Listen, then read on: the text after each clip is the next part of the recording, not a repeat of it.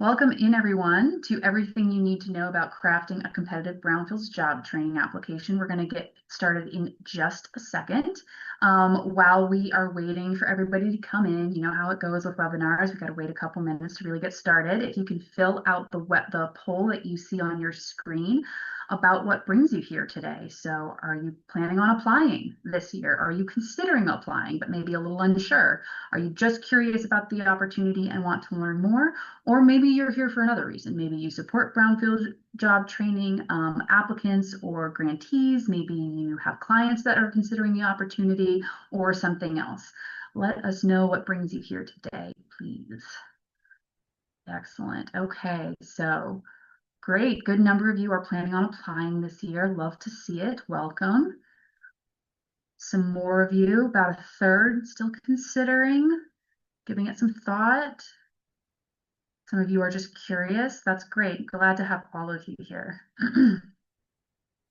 It's never too early to start learning about this opportunity and thinking about when you might want to take advantage of it. It's a great program. Okay, I'm going to leave this poll up as people continue to come in, but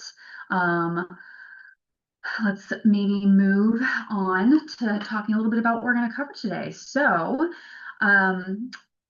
we're going to get to know each other a little bit. I'm going to introduce you to our other speakers. We're going to go over the Brownfields Job Training Program, purpose and successes, and then we're going to hear from Future Build about their experience as a Brownfields Job Training Grantee for many years. And then we're going to go through a pretty detailed review of how to draft a compelling grant application, tips and best practices. We're going to go over defining and demonstrating need, responding to needs, so your training development and program structure, cultivating and maintaining partnerships, budget development, common challenges and pain points, and then we're going to hear from from Future Build again about some of their experience. So let me introduce our speakers. Paige, if you want to go ahead and close the poll, I think we're just about good. It looks like a good 50% of you are planning on applying this year. That's great. You are in the right place. So we're going to go ahead and close that. So my name is Claire Weston. I am the program director at the Center for Creative Land Recycling. I am also our lead on the Brownfields job training side of things that we do as a technical assistance to Brownfields provider, which is an EPA program. We are a grantee ourselves, actually, so we know what it's like. And so part of what we do is we help land reuse practitioners navigate the land reuse process from beginning to end. And that does include supporting potential Brownfield job training grantees and applicants and grantees. Joining me today is Stephanie Steinbrecher, Project Manager, Brownfield and Land Revitalization Program at EPA Region 9, and Robert Hicks Carrera, Economic Development Manager at the City of Pittsburg, and the Job Training Lead at Future Build. So we'll hear from both of them. And actually, I think I'm at this point, I'm just going to go ahead and hand it over to Stephanie. We've got a lot to cover today, and Stephanie's going to get into program purpose and successes. Perfect. Thank you, Claire. Hi, everyone. Yes, I'm Stephanie. I am one of the project managers with EPA Region 9 based in San Francisco. We support brownfields programs in California, Nevada, Arizona, Hawaii, and the Pacific Islands and tribal areas that fall in this region. I manage job training grants. So, if you apply and are selected for a job training grant, you may be working with me or one of my colleagues, Jackie or Daniel. I think Jackie is on the line as well. But yeah, I'm going to just review what this Brownfields job training grant is, the purpose and success that we see in past programs. And from there, hopefully, we can talk a little bit more about what this looks like in practice. And then Claire can talk about some tips as the Notice of Funding opportunity is now open.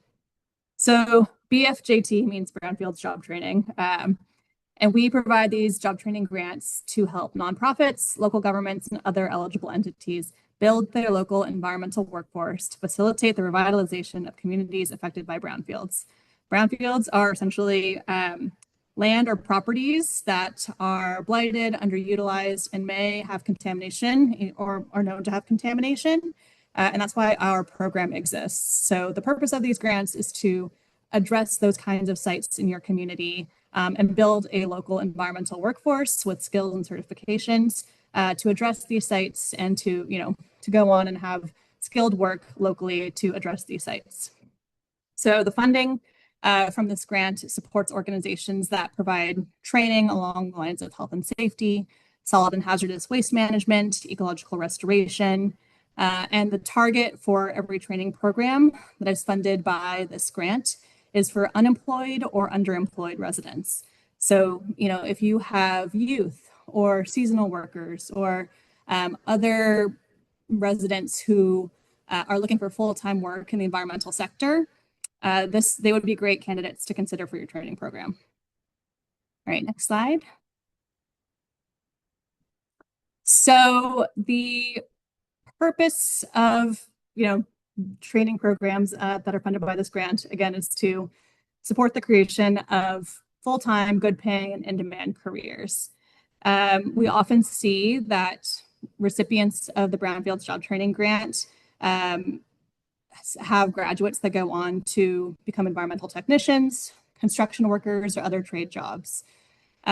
We also see that graduates of job training programs pursue apprenticeships or pre-apprenticeship programs, may continue higher education, but there's a vast variety of potential futures for people that go through job training programs that are funded by this grant. And the most successful Brownfields job training programs are ones where the training providers are providing a training curriculum that responds to some of the demands of the local workforce that local employers are looking for, and create opportunities to build skills, achieve certifications that would help advance environmental work in their respective community. So we've seen in Region 9 that graduates of job training programs have gone on to work for utilities or do hazardous waste management or work for entities that support natural disaster responses, such as the LA wildfires. So there's a lot of different things that graduates go on to do from job training programs in Region 9. Next slide. So if you are considering applying for this grant, we're very excited about that. And you will be asked in your application to think through what are the kind of trainings that you would want to offer in your job training program. EPA has a full list of eligible Brownfield job training courses. It is extensive. This little graphic has just a smattering of what is available to be funded by this grant. The only requirement is for OSHA HAZWOPER 40.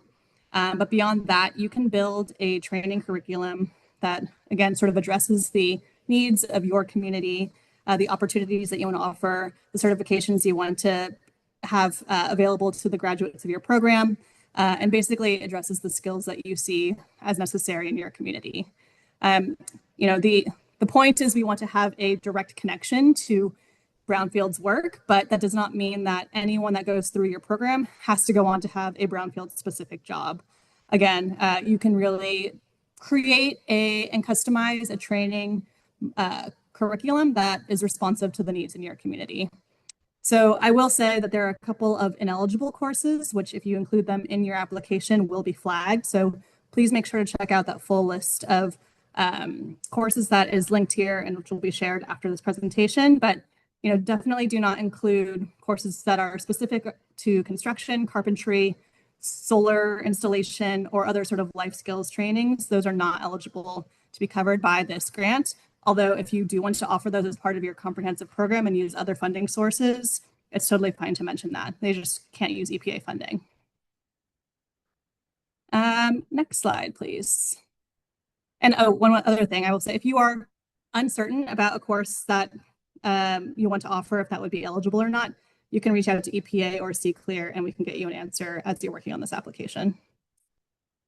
Okay, so another part of your application, which Claire will go over soon, is that you'll need to think through is your budget. So there are a lot of different costs that can be covered by a Brownfields job training grant, and you'll need to figure out exactly, how much you want to allocate to each. But here are a list of eligible expenses that you can use the grant for. You can use the grant for personnel costs, including fringe benefits. This is for both, managing the training program, but also if you're an organization that has in-house trainers, that would, be on your payroll, you can use personnel costs to pay them. You can also use the grant to do work that is more marketing based. So for recruiting, screening, placing individuals in the training program, we want to ensure that people that go through your training program are set up for success. So one of the metrics that we will track you at EPA on is, your job placement. So you can use the funding to support your job placement work. You can also use the grant to support personnel costs for caseworkers and others who are supporting participants to seek employment and to connect to resources, basically to find work. The grant can be used for training materials and work gear, so thinking like steel-toed boots, hard hats, goggles, hazmat suits.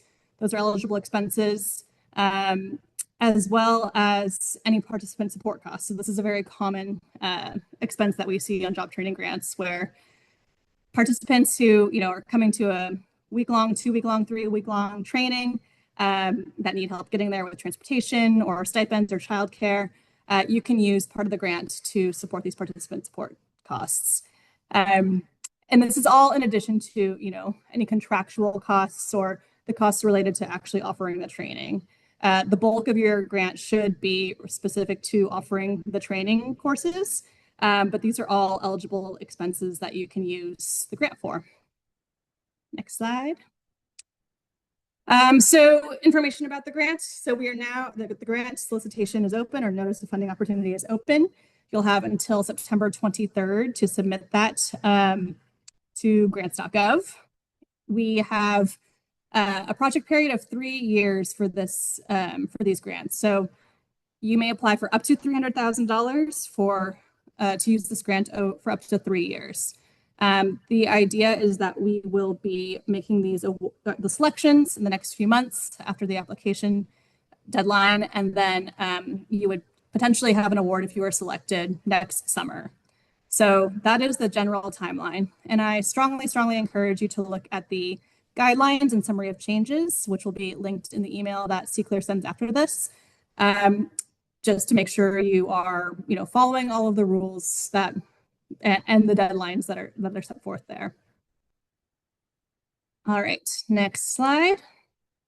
So one of the questions that you will see in the guidelines, if you are applying for a grant, is you'll need to decide whether you want to apply as just a regular job training applicant or as a coalition applicant.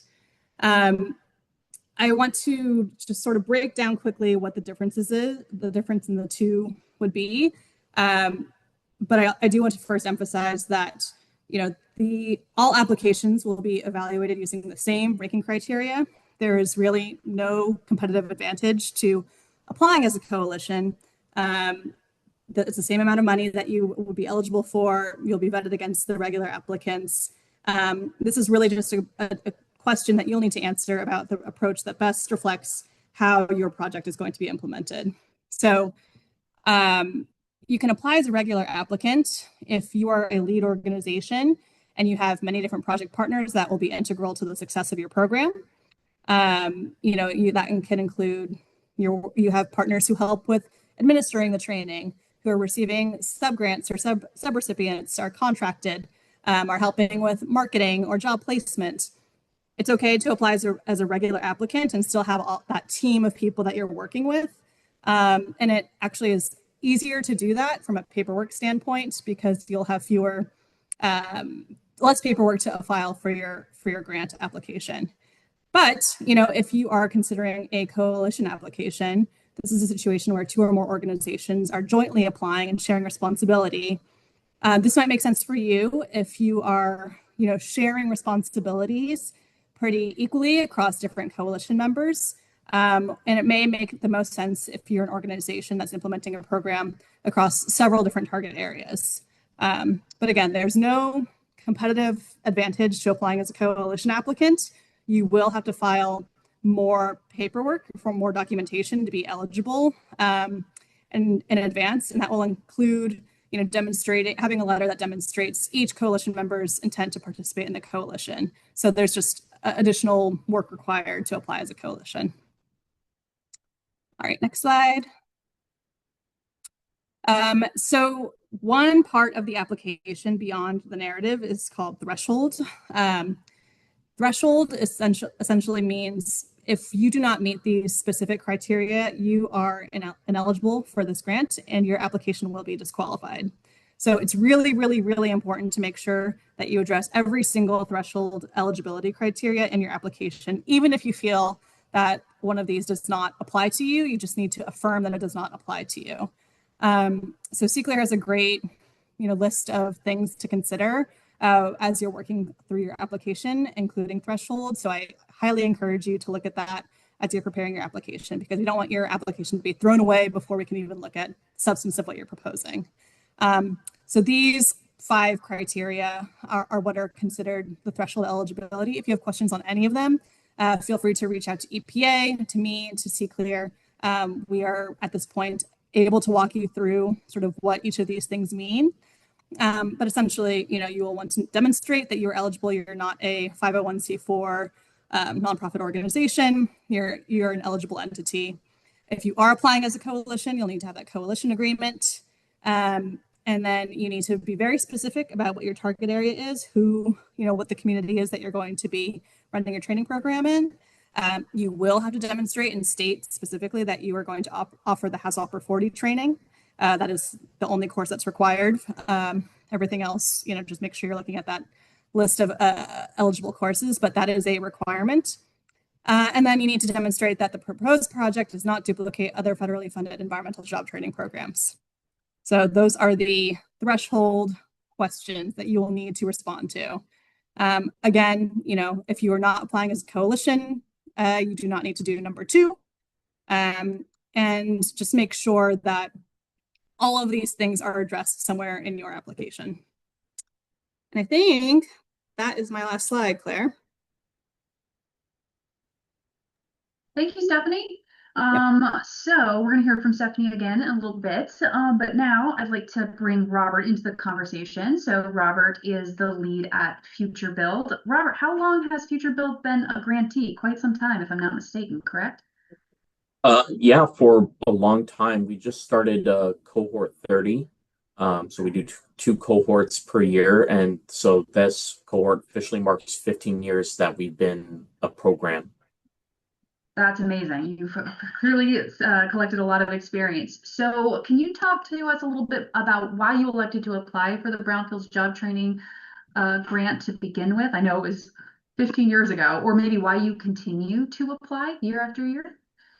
Absolutely, Claire. I think the best way to, answer that question is kind of explain a little bit our community in general. So we are Pittsburg, California, and much like our similar namesake over in the East, we've long had a industrial heritage here in our community. We are home to a U.S. steel facility for well over a century, as well as the Dow Chemical Company and a wide variety of different industrial companies. And we still are today, although we're a city in transition as well. So Pittsburgh, we're kind of located on the eastern portion of the San Francisco Bay Area, along with other cities like Antioch, Oakley, and Brentwood. And with those historical industrial areas comes, the brownfields, and also we're a community in transition to where we're kind of feeling the effects of the more high-tech jobs in the greater Bay Area. But there's also a significant need for jobs within the construction trades industry that have long been supportive of our region and of the greater Bay Area. So that's why we elected to get the Brownfields Jobs Training Grant, and that's why we started Future Build in the first place is so for Future Build, it's a pre-apprenticeship training program in the construction trades. That's precisely what we do. And a Brownfields Jobs Training Grant fits well within the curriculum as to what we do in terms of the construction trades and helping provide the additional certifications and supportive services that have helped our cohorts in the past 15 years be able to go through the program. That's amazing. Can you talk a little bit about what that success has looked like in terms of placement rate, types of jobs, maybe some really inspirational anecdotes? I'm sure you've got some stories over those years. Oh, absolutely. So like I said, we've been around for 15 years, and we bring in about an average about between 20 to 25 people in a cohort, 2 cohorts per year, and we graduate them through this pre-apprenticeship training program. So we've graduated hundreds of people during our lifetime.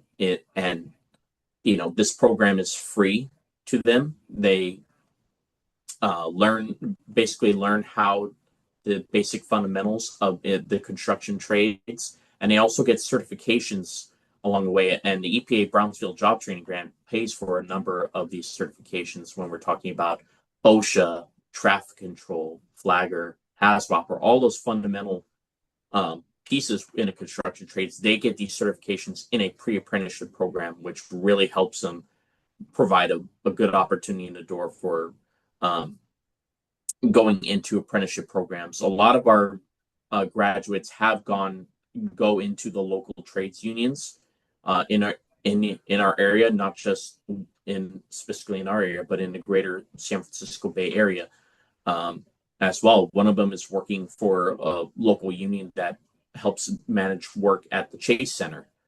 For example, our current board president, she went through the program and she got a job into the construction trades, and now she's serving as our board. She's come back and served as our board president as well. We've had a number of graduates who have gone on to work for utility districts as well, and local cities and counties, earning those high wage jobs that come with benefits within the trades. That's really been our mission and our goal. And we do it through coalescing a number of partners, of different project partners and community partners, and also cobbling together a number of different resources. And Brownfields Jobs Training Grant has been essential in helping fund a lot of what we do. That's fantastic. And maybe I missed it, but can you speak a little bit more, Robert, about who it is you're targeting or trying to get to come into the program? Are you targeting unincarcerated persons, underemployed, Yes. and unemployed persons? Who is your demographic that you're seeking to bring into this program? We are targeting unemployed and low income individuals within our region, the Pittsburg, Antioch, Oakley, Brentwood, sort of like the eastern portion of our county, of the San Francisco Bay Area. Those that are low income, those who have been in the been incarcerated, who have gone through the criminal justice system as well. We target those.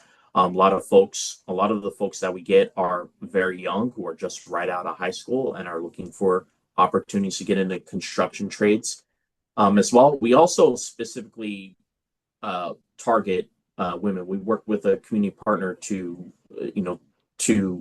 recruit women and to give them an opportunity to go into the construction trades in an industry that's, as you know, is heavily dominated by men. But we are very proud of the opportunities that we give to women to go into the construction trades field as well. So we get referrals from a variety of different community partners, whether it's from the county or with other labor groups and community organizations. And we specifically target those eligible populations that may face that also have other eligibility requirements with other funding that we receive. So it's really important that we target those specific individuals. Right. Okay. So there's some leveraging going on there as well. Okay. Thank you so much, Robert. And for all of you that are listening, if you have questions directly for Robert, please feel free to put those in the chat. We're going to speak with Robert again in a little bit. Thank you so much, Robert, for sharing some of that. I'm excited to talk to you again after we go through some drafting best practices. Thank you, Claire. All right, so let's get into some of the meat of this and what it means to draft a compelling application, right? So that's what we're all here to talk about. So there are multiple parts of this application. If you've read the NOFO, you'll know that there are sections and those sections have points, right? And so the first section that we're going to start with here, we're not going to go over each section equally because some of them we're mostly focusing on the sections that people tend to mess up the most, to put it bluntly. So we're going to start with demonstrating need. And this is really a good place to start because when you're thinking about drafting a Brownfields job training application, you want to ask yourself two questions. Why are you doing this and who are you doing this for? I know that sounds kind of basic and rudimentary. I'm like, well, of course I've thought about this. But as you're starting the drafting process, I really encourage you to revisit that. Revisit those conversations you've had with your team, revisit those conversations you've had with employers, stakeholders, community members, etc. Because the answer to these questions is really going to form the foundation of your grant application. And the defining need, the demonstrating need section is really critical because every section after it kind of ties back to that. At some point, you're going to want to show I am proposing these courses because I identified a need in the community for these courses, right? So you always want to be tying back to that demonstrated need. So that includes the why of why you're doing it. So that means identifying, describing the need using data, quantifying that need. Why is this training important for your community? And what environmental challenges does your community face? So as Stephanie said, you don't need to list brownfield properties in your application. That's a common misnomer, is that you have to know the brownfield properties in your target area. You don't. You just should demonstrate in your community needs section that there are environmental factors that are challenging in your community, and brownfields might be one of them, but you don't need to list where they're located. And then the other thing, and this is going to come up multiple times as we go through this presentation, and it's a big enough topic that it deserves its own webinar, is your labor market study. So you want to share findings from your labor market study and how those findings have informed your curriculum development. So the labor market study, if you want to get deeper into what that is and how to conduct one, I recommend watching Strategies for Successful Brownfields Job Training Programs. They really go in depth on that. But it's important that you spend significant time on this because it really is critical to your application. And we're going to go into it a little bit more. The other aspect here, and Robert touched on this, is identifying and describing your target area using demographic data. We're going to take a look at that. But more important, well, as importantly, who specifically are you targeting and why? So that might be unemployed individuals, formerly incarcerated persons, veterans, opportunity youth. And why are you targeting this population of people? And again, it needs to tie back to the fact that there is a need in the community to support these individuals, right? So really taking that critical look at why you're doing this and who you're doing this for. So when we talk about demonstrating need, one of the most compelling ways to do that is to show, not tell. And part of showing, not telling is showing need by quantifying need, and that means data. So the good news is there's lots of data sources out there. The bad news is that there's lots of data sources out there. So it's a little bit of a double-edged sword here. So, but in all seriousness, though, this is a good place to start. So what we've got here, and the majority of our attendees today are from EPA Region 9. So what we've done is we've outlined some of the regional and local sources, as well as some of the national sources of data. I won't go over everything in this list. Again, you will get these slides later on. You can explore these, but I'll highlight a couple. So the U.S. Census Bureau. That's a big one. You're definitely not going to submit a grant application without referring to the U.S. Census Bureau. That one's big. And so you want I've basically broken the data types into 4 categories. I've got another slide here. Demographic data and to demonstrate community need. U.S. Census Bureau is a great place to start. Data on overburdened and sensitive populations. Here are some suggestions for those in California. I really recommend CalEnviroscreen. That's a really good state-based data source for California in particular. Labor market data here, it's coming up again. So a good one here is the Bureau of Labor Statistics, but do not 100% rely on the Bureau of Labor Statistics for your labor market data. That is not significant enough. You really need to pull from your labor market study, the one that you conducted, and that means surveys that you sent to employers, reports, local reports showing the labor market, interviews with employers, and that's going to come up again when we talk about partnerships in a little bit. So it's really critical that when you describe the labor market in your area, in your community needs section, that you are relying on that labor market study that you yourself conduct.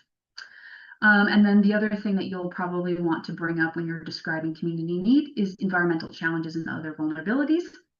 We've got some good data sources listed here. This is also a great opportunity to reach out to the environmental agency in your state. So whether that's DTSC, Arizona DEQ, Nevada DEP, Hawaii Department of Health, reach out to them, get a relationship going with them, learn a little bit about the work that they do and how that can support the work that you are doing. They are a great partner. So something else to consider when we talk about partnerships a bit more. Hey, Claire, we have a quick question. All specifically, part of this question is about the labor market study. Caroline wants to know, can we do the labor market study in-house or do we need to hire a consultant? Oh, you can absolutely do that in-house. That, I think, is better. It's more personal. You can leverage the relationships that you yourself have and leverage the partnerships that you're cultivating. And those relationships with employers in particular, that's not just serving your labor market assessment. That's also serving your curriculum design in the future. That is, you want those employers to remain engaged. They might support you. You might want to leverage some of their support. They might commit to interviewing graduates, right? That partnership is really critical. I am going to talk more about that, but no, you can absolutely do your labor market study in-house. I think the vast majority of people do. So yes, definitely doable. Interviews, surveys, focus groups, just stay organized. Yep. All right, training description. So this training description, this is where you are going to propose your curriculum, propose the courses. Now, remember what Stephanie said, is that the courses must have a direct connection to brownfield remediation and cleanup activities. That's really, really crucial. When you are describing your course, that connection, that direct connection to brownfields is critical for making sure that that is accepted as an eligible course. I want to note the 3 columns in green. This actually used to be a threshold item. It's not anymore, but the information in these 3 highlighted columns, the cost of course per cohort, the total course cost, and the % of grant budget, they're still really critical. You still need those. If you don't have those, you will lose points in this section. So just because it's a threshold item doesn't mean it's not important. It is very important information. And it's important to double check because this is an area where the math can get funky after multiple iterations of drafting. Sometimes prices solidify, scope changes, things change, and something that you drafted in your first draft may not be the same as what you ultimately submit. So always check your math. You don't need to include your course description in a table like this. I think it's a nice way to do it. It keeps things really nice and organized, but that you are not, you don't have to submit the information in this exact way. So speaking a little bit more about program structure. So when you endeavor on your program structure section of your application. This is where you're really going to define your recruitment strategies, your screening strategies, your how you're going to retain students, how you are going to support job placement after graduation, which you are required to do as a part of this grant for at least a year after graduation, and how you are going to sustain the program after grant funds are exhausted. So this is a exciting part of the application. This is where you really get to show, like, this is how our program is going to work. And part of doing this is showing your outputs and outcomes. So outputs and outcomes, there's a very detailed definition of outputs and outcomes provided in the NOFO. I encourage you to take a look at that just so you can really like understand the difference. But to put it plainly, outputs are your activities, efforts, or work products. So think things like students enrolled, anticipated graduates, number of certifications earned, the things that make nice metrics in tables, right? Those are your outputs. They need to be measurable during the project period. That's key, because this is what you're going to report to EPA to show progress and success. I highly recommend using a table to outline your outputs. It makes it easier to update and refine those outputs. Just trust me on that one. Outcomes are the result, effects, or consequences of performing said outputs. So that's the impact, basically. That's the goal. That's what you're going for. So that might look like increased capacity to help residents of communities take advantage of jobs in the brownfield reuse sector, improve community involvement in the process, stimulate effective partnerships, reduce exposure to hazardous substances. These are all things, these are all outcomes that are not necessarily measurable within the project period. They do need to be measurable, but not in the project period. And so you can see how those outputs kind of inform those outcomes. It's important to be purposeful and realistic with the outputs you propose in your applications, because should you be awarded the grant, those outputs will be identified as deliverables in the negotiated work plan. So you'll need to report on your progress attaining those output goals. So just don't overstretch yourself. Just be really, really purposeful and realistic in what you propose. The other thing to mention here is that recruitment, screening, and retention of students, programs for job placement, and program sustainability. These are all elements of your program where you're probably going to want some help. So we're going to talk about partnerships in a second, but you want to consider how each of those elements of your program might be reliant on some of your partners. Again, it's about kind of connecting the pieces of your application. The other thing to highlight in the program structure is your cohort structure. So Robert mentioned that they have on average like 25-ish students per cohort, and they have a cohort twice a year. That's Robert's cohort structure, right? It's repeatable, it's predictable. It's important that your cohort structure is clear. Stephanie, do you want to speak a little bit more on this? This is an area where people can sometimes trip up and it can be confusing for reviewers. For sure. Yeah. So EPA's expectation is that you will structure your Brownfields job training program to offer the full or the core training curriculum a few times over the course of your grant period of performance, which is 3 years. So we track success of your program by tracking the cohorts of trainees, of students, whatever you want to call them, that complete the program. So essentially, if you offer the training program 3 times, that will mean you have 3 cohorts, 3 sets of students who have received all of the course training, hopefully graduate from the program, and then who you were tracking to see if they are placed into jobs. So say if you were selected for a grant, receive that grant next July, and you want to have your first training offered in the fall, that first batch of students or trainees that would start and complete the program in fall 2027 would be your first cohort. So that's the kind of model that EPA looks for and makes it easy to track your success for this program. And we often see that for 3-year grants, maybe once a year is what some grant recipients do. You can offer it more frequently than that, but we want to make sure that you have strong cohorts that are receiving the training and are graduating with the skills and certifications that you offer. Great. Thank you, Stephanie. That's helpful. One tip Once you finish your cohort structure section, have someone read it who has no familiarity with workforce development or this grant, or a family member, a friend. If they understand it, you're in good shape. You want to assume that people don't understand this stuff that are reading the applications, because some of the reviewers are not experts in job training. They might not be, right? So just be aware of that.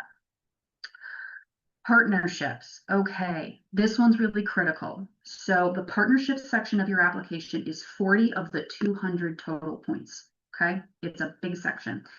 Of that, 20 of those points are for the employers. So they weigh employer partnerships heavily. And I'm going to talk a little bit more about that in the next slide. But for these other partnerships, these are the types of things that you are seeking from them. So one partner type, environmental entities.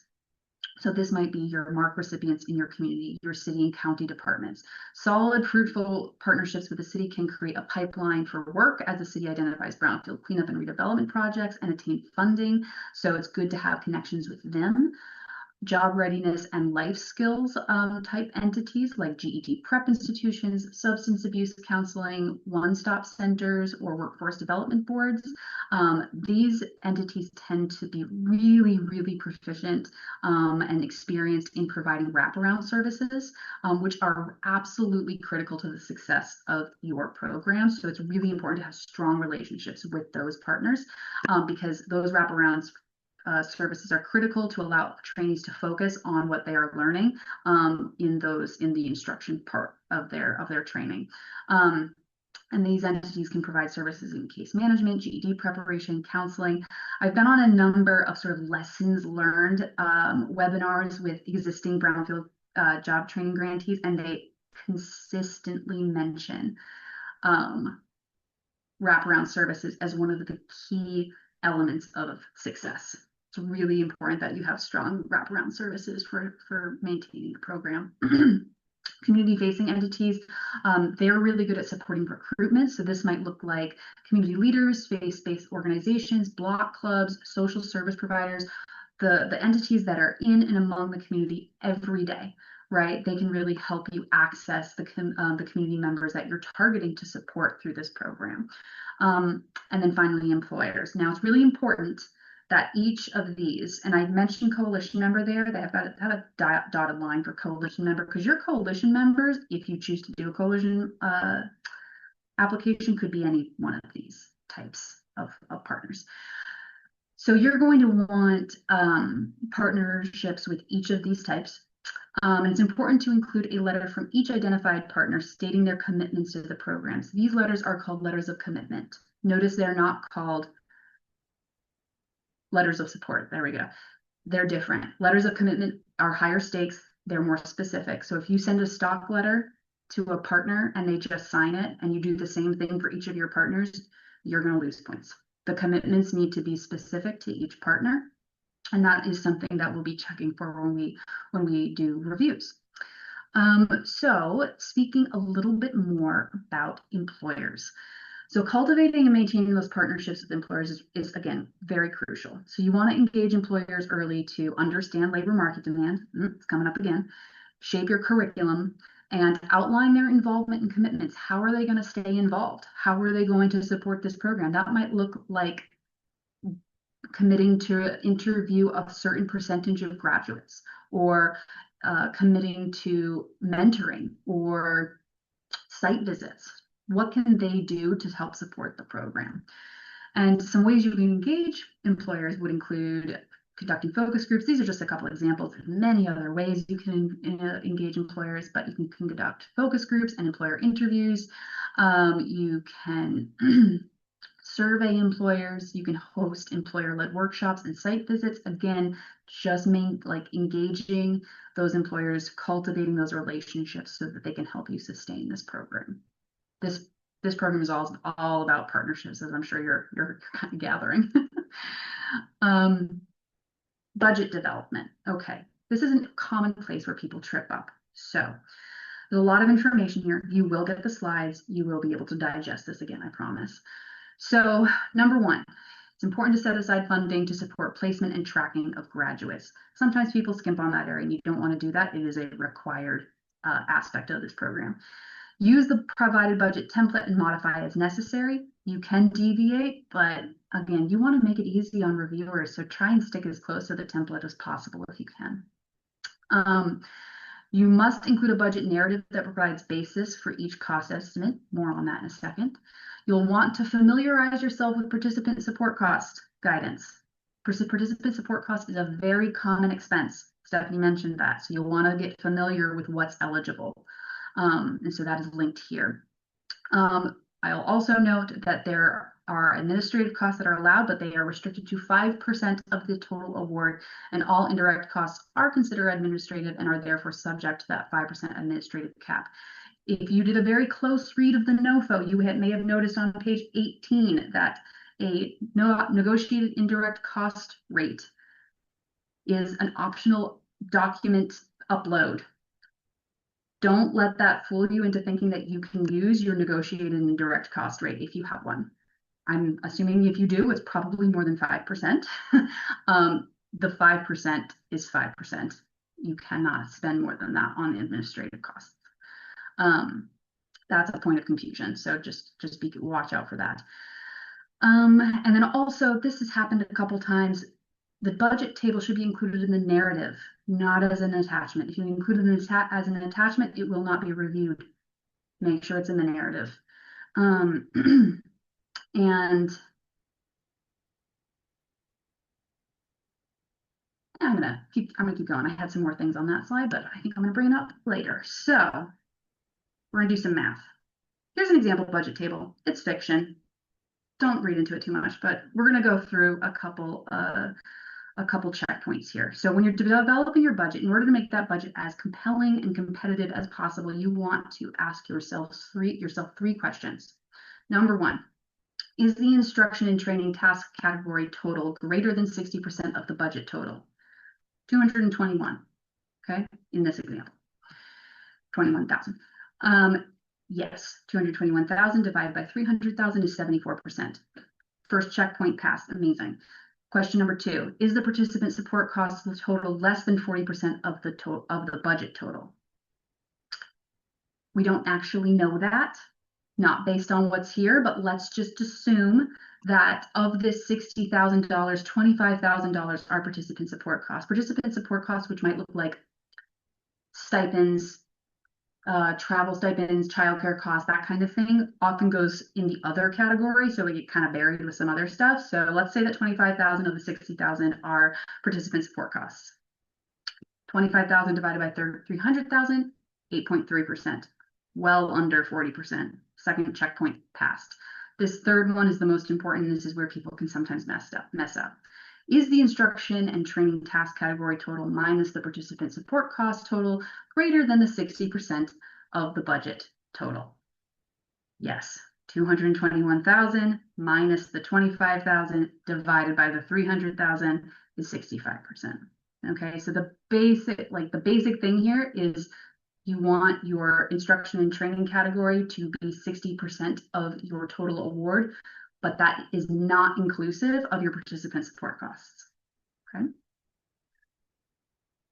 You also want to have fairly detailed budget narratives. You don't need to read this, that's not the point of this slide, but rather just to show you what has been added. So in this deficient level of detail versus sufficient level of detail, what have we added here? We've added detail on the types of supplies and PPE that factor into the cost. We've added detail on the cost per student, so we've actually effectively written out the math. And we've added detail on the cost per session, okay? So thinking about making sure you are adding enough detail to your narrative so it's very clear how you arrived at each total in your budget. The final thing that I want to bring up when it comes to narrative writing best practices is the importance of tables and charts. So it is human beings are reading these. And so it's good to break up the text so that it's more readable and the information is more digestible. Tables are great because they allow you to convey a lot of information in a short amount of space, in a very clear amount of space. So it gives visual relief and provides a lot of info in a snapshot to an otherwise prose-heavy document. These are all of your table options. You could do more, but these are some of the templates that EPA provides. And also important, no pictures. I know that pictures are worth 1,000 words, and in this area in particular, pictures and showing what the impact of hosting a workforce development program, it's tempting, but don't do it because it takes up space, and anything beyond 14 pages will not be read, and so you may miss an opportunity to relay critical information. So no pictures. Oh, and always check your map. Always check. And here are some common challenges and pain points. I think you could probably guess that this is where I was going based on what I emphasized. Meeting threshold. Just respond to the threshold items and be very clear about that and submit a threshold response. Labor market study. Do it and do it well and do it thoroughly and refer back to it and make sure to include employers. Employer engagement. Start early. Maintain connections. Make sure your letters of commitment are tailored and specific. And then budget development, check your math. Make sure that you are emphasizing the instruction and training category, and that's over 60% for the most competitive budget. And write out your calculations in the narrative so that your math is very clear. It's a lot of information. Feel a little warm. So we're gonna hear again from Robert, but I do see that we've got some questions come in. So I do want to take just a second to look at that. See that everything's been responded to. Thank you, Stephanie. Good. Excellent. I just don't want to miss anything.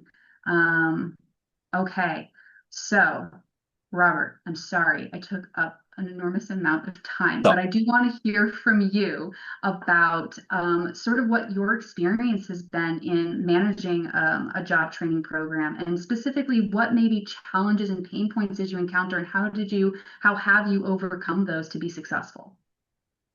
Sure, Claire.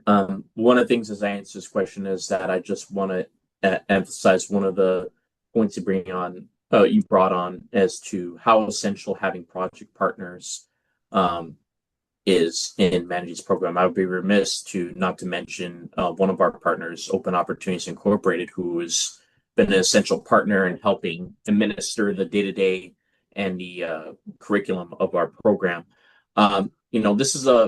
These grants are many of them are a multi-year process. So one of the challenges we've really been facing is when, we have, key staff and key members that come and go throughout the process. And, it becomes a question of like, oh, are we meeting all of the, obligations and requirements of, of the Brownfields Job Training Grant and all the other funding sources that we have?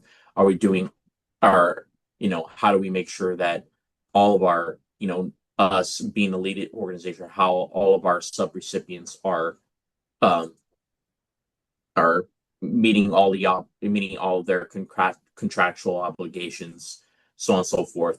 The way you overcome that is, constant communication and making sure that you coordinate with, between your team members, between your community partners, between your sub recipients, to ensure that all aspects are understood in terms of what obligations are in terms of where they fit in with the job training program, and then addressing any sort of questions and challenges that come forth, and that will help, and that continued communication and training will help folks keep them on track and ensuring that the program continues to run as smoothly as possible.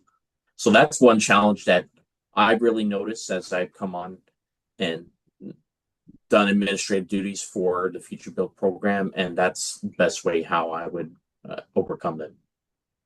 Amazing. Thank you, Robert. I really appreciate that response. In the interest of time, I do want to make sure, Stephanie, of the questions you've responded to in the chat, is there anything that we should address verbally before I move on to the next section, specifically on next steps and review process? I see a couple questions from Stan in the Q&A, which I was going to try to type an answer to, but might be faster if I respond to live, or we do. The first question, Stan, that you have about having a for-profit employer potentially be a coalition member. I would recommend that you follow up with the EPA to think through eligibility for threshold for coalition members, just to confirm that, you know, anyone that you're putting into a coalition is eligible. Generally, for-profit employers are not eligible entities. So, you know, that doesn't mean that obviously it's not a valuable partner to have in the program, but maybe you do not want to have that entity be an official coalition member. You want to have them more as a project partner that's not necessarily sharing responsibility for administering the grant. So feel free to follow up with us, and we can, you know, go through coalition by coalition member or entity by entity, who would be eligible and who would not be, because we don't want your application to inadvertently not meet our threshold requirements. But yeah, generally for eligibility purposes, applicants and coalition members should be 501c3 nonprofits, units of local government, you know, workforce development boards, entities along those lines. And the FAQs go into great depth about eligible entities. And then your second question, Stan, about the third year of the project being focused on recruitment and training of participants. I have to think about this because our grant period of performance just used to be for 5 years, and now it's 3 years. And I have not reviewed that specific FAQ. But generally, you can offer a training cycle or a training cohort, you know, during every year of your period of performance of the grant. But for 1 year after that, you need to be tracking graduates of the program. So if you, in your third year of the program, do have, say, a spring or early year cohort that you offer, even if the grant will close later that year, you would still be obligated to do tracking for the full year after the graduation took place, or the training was completed. So it is possible, but it is a little bit more complicated when the grant has already closed. So I can follow up and chat with you about that if you're looking at your, you know, schedule, just to make sure that you are accounting for the timeline more directly. But Claire and Claire can also help with that. Thank you, Stephanie. So what do your next steps look like? Do these things ASAP if you haven't done them already. Make sure you're registered in SAM. Go do that right now. Leave the webinar, go do that. Make sure you're clear on why you're doing this and who you're doing this for. Review your labor market study, add to it, call those employers, conduct those surveys, collect that data. That's really crucial at this stage. And you want to solidify those partnerships and confirm how each partner is going to be involved. Do these things next, open a public comment period or notify the public that you'll be applying for this grant. This isn't mandatory, but it is mentioned in the rubric. So if you do that, it is going to get scored, and you might lose a couple points if you don't do that. So be aware of this. Solicit letters of commitment from your partners, develop your curriculum, and make sure that things are eligible. If you have any question of whether or not they will be, and you're going to draft your application, do this sooner rather than later so that you can get it reviewed. Okay, so one of the things that we do at CClear, it's sort of our bread and butter, is application review. Okay, we'll review your grant once, twice, 3 times, as many times as you want, and we have time for. So when you send your grant for review, this is what I would be looking out for personally. You are personally going to be emailing me when you do this. So you're going to submit the following: the application information sheet, the threshold criteria response, the narrative criteria response in doc format, so it needs to be editable, and the letters of commitment from partners. I am going to ask for these 4 things, and if you don't send these 4 things, I will say, hey, do you have these other things that are missing? Because we like to review all of them at the same time, because they connect to each other, and it helps us do a more robust, thorough review. And then you're just going to send it to me in this standard format. This is, I mean, I don't want to brag, but every single application that we reviewed last year won. So just saying, like, it does help to get your grant reviewed. But please make sure that others are reading it before you send it to us. We don't want to get slowed down by grammatical errors and some mistakes that might be corrected in earlier reviews by colleagues and such. We can help you in advance of the formal review. We can help you plan out your narrative approach. We can help you navigate data platforms. We can help you connect with other job training grantees so you can learn from them. We're happy to support you as you navigate the application process and craft that narrative. And then, of course, we will always review your application if you send it to us, but we are happy to get involved earlier and respond to questions as you are drafting. And couple things, just to reiterate, you don't need to identify specific brownfield sites. You must address unemployed and underemployed residents in the target area.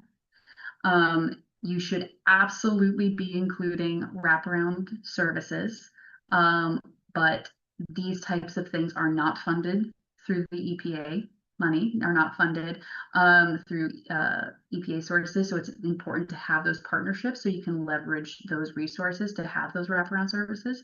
There is no cost share requirement, but you should demonstrate strong partnerships and explain how those partnerships will be leveraged to support the program. So leveraging is really key in this application, in this program for success.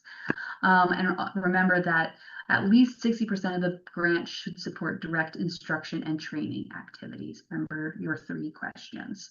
And most importantly, clarity and responsiveness are really, really crucial. So write for reviewers who know nothing about your organization or community. Applications should be clear, complete, and avoid assuming prior knowledge. So again, it is good practice to give your application to someone who's completely unfamiliar with job training or your program or anything, because if they can understand it, you're probably in a pretty good place. You want it to be approachable and understandable and clear. Okay. Couple more things. I know we're over time. Thanks for hanging out. If you are still here, there is another webinar, a national webinar on Brownfields job training on August 6th, Thursday, August 6th at 2 p.m. You will get these slides before then, so you can get the link and everything and sign up. But if you missed this, or if you want to learn more or get more into some nitty-gritty or just refresh the information, go to that. Also, shameless plug, the California Land Recycling Conference, which is co-hosted by CCLEAR EPA and Department of Toxic Substances Control, is coming up in September 29th through October 1st. We will be spotlighting job training at this conference, building local workforce pathways through EPA Brownfields job training grants, featuring Hunters Point family and young community developers.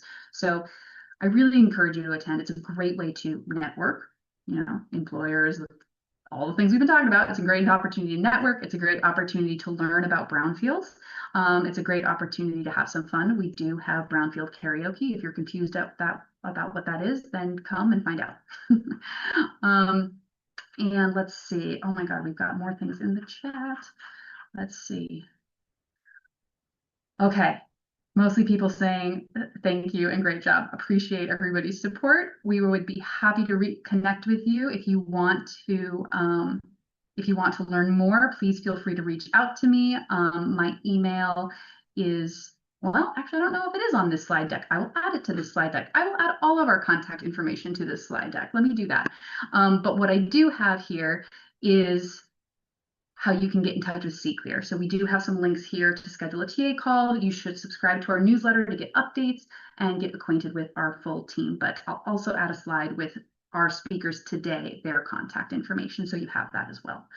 And that is all I have for you. Thank you so much for sticking this out. I know we're a little bit over, but I appreciate everybody's participation today, and I hope you apply, and I hope I get to meet you and help work with you, and I'm excited for you. This is an exciting opportunity. It's a lot of work, but you can do it.